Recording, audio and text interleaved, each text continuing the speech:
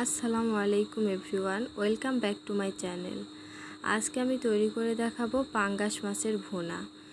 একটু ইউনিকভাবে করার চেষ্টা করেছি, আশা করছি আপনাদের সবার কাছে অনেক ভালো লাগবে। তো পাঙ্গাস মাছের ভুনা করতে আমি একটা মশলা তৈরি করে নেব। আমি একটা ফ্রাই প্যানে এখানে দিয়ে দিচ্ছি 1 চামচ জিরা, 1 চামচ ধনিয়া, দিয়ে দিচ্ছি কয়েকটা শুকনা মরিচ, দিয়ে দিচ্ছি 2 টুকরো তেজপাতা, দিয়ে দিচ্ছি 2টা এলাচ, দারচিনি, তারপরে দিয়ে দিচ্ছি 2টা এলাচ। এগুলো খুব ভালোভাবে আমি টেলে নেব। তো টেলে নেওয়া হয়ে গেলে এটাকে আমি গুঁড়ো করে নেব।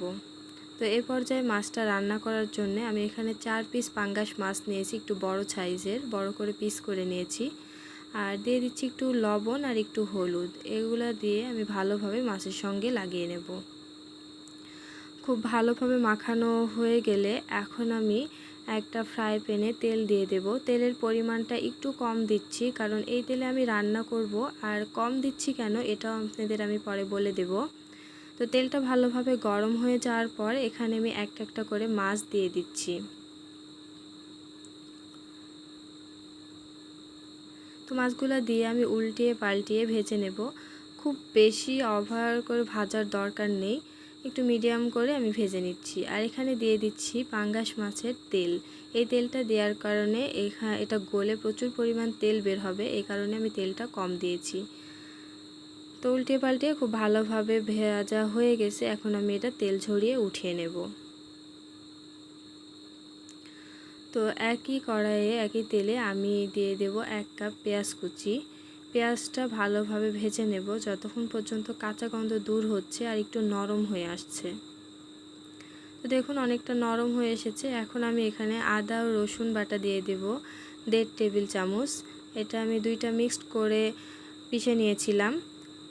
আর এটা যখন কাঁচা গন্ধ দূর হয়ে যাবে এখানে সামান্য একটু হলুদ আর পরিমাণ মতো লবণ দিয়ে দেব। লবণটা আপনাদের স্বাদ অনুযায়ী দেবেন। দিয়ে এটাকে আমি ভালোভাবে নেড়ে নেব।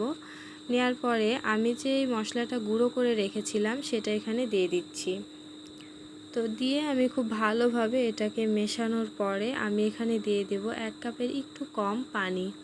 তো পানিটা একটু বেশি দিচ্ছি কারণ এটা দিলে খুব ভালোভাবে কষানো হবে এবং পেঁয়াজটাও অনেকটাই গলে যাবে। তো ঢাকনা দিয়ে ঢেকে আমি এখানে বেশ কিছুক্ষণ মশলাটা কষিয়ে নিয়েছি।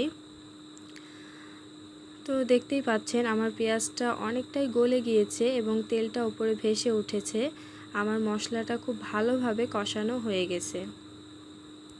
তো এই পর্যায়ে আমি একটা একটা করে মাছ দিয়ে দেব মশলার মধ্যে।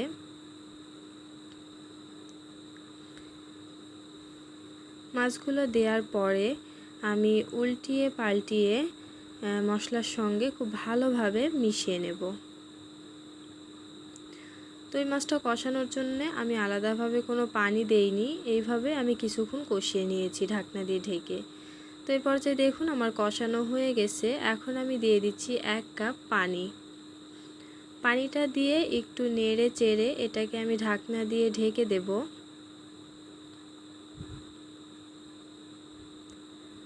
তো দেখুন আমি ঢাকনা দিয়ে ঢেকে দিয়েছি বলক আসা পর্যন্ত। তো খুব ভালোভাবে বলক উঠে গেছে এবং মাছটাও খুব ভালোভাবে সেদ্ধ হয়ে গেছে। দেখুন আমি উল্টিয়ে পাল্টিয়ে আবারও নেড়ে চেড়ে দিচ্ছি। বেশ কয়েকবার আমি উল্টিয়ে পাল্টিয়ে দিয়েছি আর দিয়ে এটা আরও কিছুক্ষণ আমি রান্না করব। তো দেখুন আমার পাঙ্গাস মাছের ভুনাটা তৈরি হয়ে গেছে। তো এখন আমি এটা তেল উঠিয়ে নেব।